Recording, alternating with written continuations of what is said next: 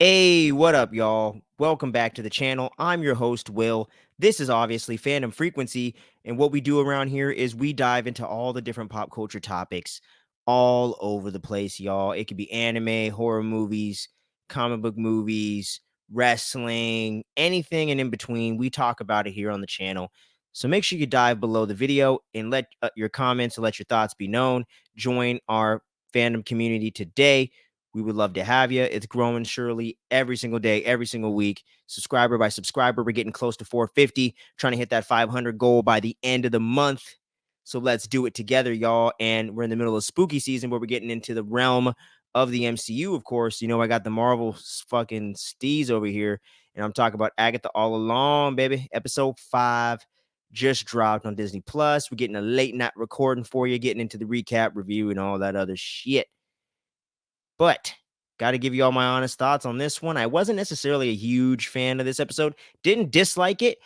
My only real big issue with it before I get into some of the positives is I feel like they rushed a lot of the big decisions and some of the big moments in this episode, especially. I think the show suffered from that at points throughout the first 4 episodes, but to a much lesser degree for me. The only other episode where I really felt like that was a bit of an issue, but overall I dug what was going on because he had a lot of capable actresses playing these parts, was episode 2. This one to me definitely rushed some of the biggest moments, deaths of characters, character betrayals, character reveals, rushed a lot of this stuff. One of them was very particularly obvious. If you're a comic book fan like myself, or even if you haven't read the comic book source material, you know people that have, and you've discussed this with other like-minded Marvel fans, Marvel Comics fans, and what have you, or seen some of this discussion online. If you're tapped into the movie news, pop culture topics, podcasting, YouTube, all that stuff. So if you pay attention to that, even on social media between Twitter threads and Instagram, you're aware of the fact that the teen was who it was revealed to be. This is all full spoilers, so this is your last warning right here. Spoilers, spoilers, spoilers. Wiccan has been revealed. Wanda's son is in the show, and it is official. Teen is the character of Billy Maximoff, aka Wiccan, from the Young Avengers and whatnot. And it was confirmed at the end of the episode, and they really rushed that moment, and it also felt a little bit obvious to me. And I'm not entirely sure what the decisions the character just made at the freaking cliffhanger of this episode, what that's really going to mean for the future, because it went so fast. It was quite jarring, to be honest with you guys. In the death of the character of Alice and everything like that, it all just felt very sudden and everything like that. But there's a lot of stuff to really enjoy about this episode as well, like the opening sequence with the Salem Seven going after them and them having to go full on old school stereotypical witch in this case and fly on a piece of wood like it's a broom, fly up in the air. All of them, you got the maniacal laugh from the Green Witch, if you will, aka Aubrey Plaza's character. And I just loved that whole opening sequence with everything going on, leading into Patti LuPone's character having visions about the Salem Seven, about to attack him at any moment now, and them being fully aware of the backstory and all the background going on with Agatha, being well aware of what the threat is, I think is very refreshing, because I do feel like with all the connection and history that these characters have with Agatha, some more than others, they definitely should be aware of the fact that the Salem Seven, who are actually the offspring of the original coven that Agatha betrayed, took their power and killed in that flashback we seen way back in WandaVision back in 2021. So I think that was episode 7, if I'm not mistaken. Correct me if I'm wrong. But overall, all of that was awesome. The 80s vibes once they got to the actual trial in the little club, kind of like almost like a clubhouse, like back house kind of like vibe going on, like they were having one of those parties in the 80s. And I really dug the whole Ouija board vibe, them having a summoning a spirit, and all the big reveals that came with that, and the characters in connection with Agatha that came out through that, and the implications of what this could all mean, or other possibilities of what this actually could be that's conjuring up these spirits or making these things appear to these witches at this particular time and to these particular characters, namely Agatha.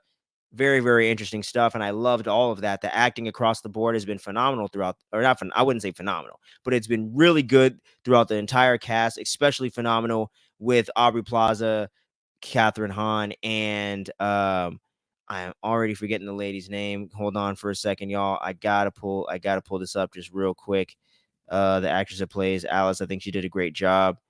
overall in these first few episodes. Ali On, there you go, because I forgot that her name was similar to her character name. But Ali On is as Alice, per, just great casting. Really hate that they killed her off in this episode because I really wanted to see a little bit more of her character develop throughout the course of the rest of the season. Not that everyone had to make it throughout the season, and not that there didn't need to be any like actual like any stakes or any real threats to these witches and to these characters. I understand that, but it just felt like they just took all this time in episode 4 to build her up so much, and then it all kind of amounted to not much. It was a good moment, but a rushed moment, and something that you didn't get to feel the full impact of it. Even though I did feel for that character getting killed off and was bummed about it a little bit, you kind of move so fast throughout the rest of the events in the episode, and so much shit is getting thrown at you with all the reveals and all the different dynamics of the characters making all these really big decisions that are going in all these different kind of directions between wanting to kill somebody and wanting to save somebody within literally seconds or minutes of each other. It was a bit jarring the way characters are kind of just jumping back and forth throughout this episode, making different decisions, jumping alliances, all that. And I get the kind of gray area they want to use with Agatha as a character, but there's some things in here that just get so all over the place. It's just kind of jarring and you're not quite sure where the character's at. Maybe that was on purpose and they wanted you to be so kind of torn and not quite sure where to feel, and her to be in such this murky gray area you can't really make it out clearly. And I understand maybe they're doing that for the sake of the mystery or for the sake of letting it play out over the course of the rest of the season in the third act, if you will. But overall, it just felt a bit too rushed. It felt a little too disjointed. And even though Catherine Hahn's performance is great, that's really the only thing holding it down in this particular episode and in this particular part of the story, where I think the writing really was not as strong as the other ones. The direction I felt like was lacking in that regard too, with just some of the clarity of certain situations going on, and just the breakneck pace of the last 10 to 15 minutes of the episode to me just flew by way too fast and was throwing too many ideas and different things at you, and everything like that. So that was the thing with this episode. It just felt very disjointed and a little bit too rushed, with the overall shorter runtime of about 22 to 23 minutes, minus credits. So it was definitely on the shorter side for all the episodes so far. And I think you definitely feel it throughout watching this whole thing. And it's not that it's not enjoyable whatsoever and doesn't have its redeeming qualities, but overall, I just was not quite as satisfied with this one as the previous episodes, if I'm being honest with y'all.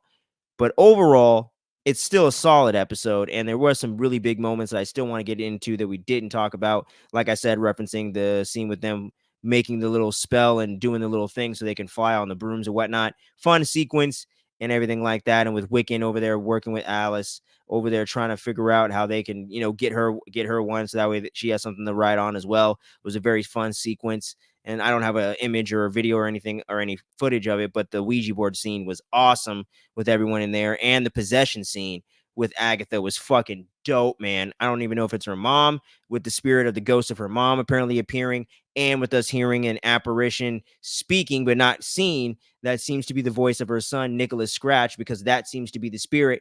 That's the name that they gave out when Wiccan there, aka Billy, was using the Ouija board himself and still going along with trying to figure out who the hell this spirit is, because they weren't quite sure if it's someone controlling Agatha's mom or something like that. And that still kind of seems to be the case, whether it's Nicholas Scratch or someone else, Mephisto, perhaps, whatever. But a lot of that stuff was just very, very compelling. And then the whole end of the episode where Agatha betrayed Alice, kills her off, I don't know if she's pretending or not quite aware of the fact that she straight up meant to kill her, but acts like she didn't. So I'm not quite sure where that falls with that. Um, and all that stuff. And the whole confrontation that goes on before they even the spirit even possesses Agatha was so jarring as well, because 1 minute Aubrey Plaza's character, the Green Witch, aka more than likely Death, in my opinion, goes up to her and says that she's down to slit her throat since they're trying to do a punishment on Agatha because she's trying to use them to get their powers to take him and get to the end of Witch's Road and become ultimately as powerful as she used to be with the Darkhold magic and all that other jazz, especially since Wanda, aka the Scarlet Witch, does not have it right now.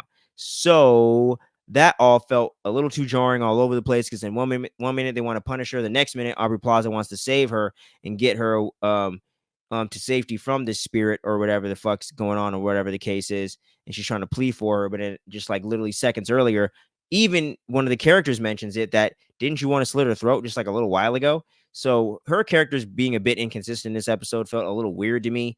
And I'm not exactly sure why they executed it quite that way, but maybe it's just the execution more than the writing, but didn't quite come together for me personally. And then when it came to the big reveal at the end there, where Agatha seemingly is maybe potentially still possessed or isn't, is going to walk away from Wiccan and leave them alone and be like, hey, come with me. Let's go. Let's get down this witch's road and get to the end of this thing already. And then the ultimate reveal happens between the scene when he's communing with the spirit, saying that he or that Agatha tells him that he is not her son, he's someone else's son, and then they also remind Agatha of their mother, and obviously that's Wanda Maximoff, aka Scarlet Witch. So there you go. The Wiccan reveal is fully there. He takes control of them in order to put Agatha into this weird quicksand, but then he inevitably puts he and then from that point he puts in what's her name? Jennifer and Rio, or not Rio, sorry, I don't know what the hell happened to Rio, but Jennifer and Lilia, he puts them into the quicksand, and then they start sinking. So seemingly he might have betrayed them. Seemingly he might be doing something, or might have, I don't know. I'm not quite sure what they're doing with that either. Even though they wanted to make a little bit of a shocking ending and all that stuff, didn't quite come together for me also in the end there. So that was a little jarring, but glad they finally got that reveal out of the way. So overall, it's a solid episode, not fantastic. Probably one of the weakest, if not the weakest episode of the show so far. But there were some great moments, especially with that possession scene that was straight up true blue horror vibes. Loving it. So some great moments, some things that I liked, but certain things didn't get to really land the way they should have. Didn't really feel the big death of Alice's character right there. But it's good that it is a good thing that there's stakes in the show and that people can get got. So that's always definitely a positive. Even if the execution of the character and all that could have been done a little bit better in the terms of just the development and the lead up to it, I do think overall having the stakes and having characters actually eat it is an important part of the show. 2 people have died so far, so I do appreciate that there are some stakes to a certain point with this, and there are some interesting dynamics going on with the characters, with the betrayal potentially of what Agatha was doing to them, which I also kind of saw coming, and potentially with Nicholas Scratch and Wiccan coming into this thing, and potentially Mephisto being and looming on the horizon. Who knows? Not necessarily going to bet money on that, go DraftKings with that shit, but overall, I think that's a possibility as well. So it's very interesting seeing the different things that they could set up, and hopefully they could really land these last 4 episodes a little bit stronger than this one. But I dug it overall. I'll give it a solid like 6 out of 10. Not too bad, but definitely a little bit more of an average and sloppier episode. Y'all let me know what you thought about this latest episode of Agatha All Along down below in the comments. We got some nice spooky stuff coming up for y'all this weekend. Terrifier 2, spoiler review, and we got another retro review coming for y'all in the world of horror. And next week, we're going to be diving into Smile 1 in preparation for Smile 2's release. That'll be out to you guys. Spoiler review next Sunday is kind of my goal right now. Potentially Monday the following week on like the 22nd. You could see the review for Smile 2 then, but you're going to see the review for Smile 1 by the time Smile 2 drops on theaters that weekend on Friday. So be on the lookout for that. By next Friday, you should be seeing a Smile spoiler review, finally visiting that one. We're going to be covering Venom at the end of the month, so that's obviously a little bit out of the spooky season and whatnot, and we still got a lot of cool spooky content to get to that is current release and some fun stuff. So make sure you keep your eyes peeled for all the stuff we got going on here on the channel. If this is your first time joining us, definitely make sure you're clicking all the buttons below, subscribe, liking, and commenting, and letting us know what you thought about the episode. Any engagement helps. Hell, if you didn't even like this episode, hit that dislike and let YouTube know that you ain't digging it. Either way, it helps get the channel out there. And either way, I just appreciate honest opinions, regardless if they are negative or positive, whether I agree or disagree. It's all about discourse and all about positive and fun conversation in the sense of just respecting each other, regardless of where we fall on it, and also just nerding out and having fun about what we love the most, which is all this pop culture dopeness. So make sure you stay tuned for all the stuff we got going on. Make sure you check your kids' candy out there, y'all. Don't forget your freaking Halloween rules. We're going to catch you again for episode 6 of Agatha All Along and plenty more dopeness on the channel. But until then, make sure y'all stay tuned and don't sleep on nothing, y'all. Peace.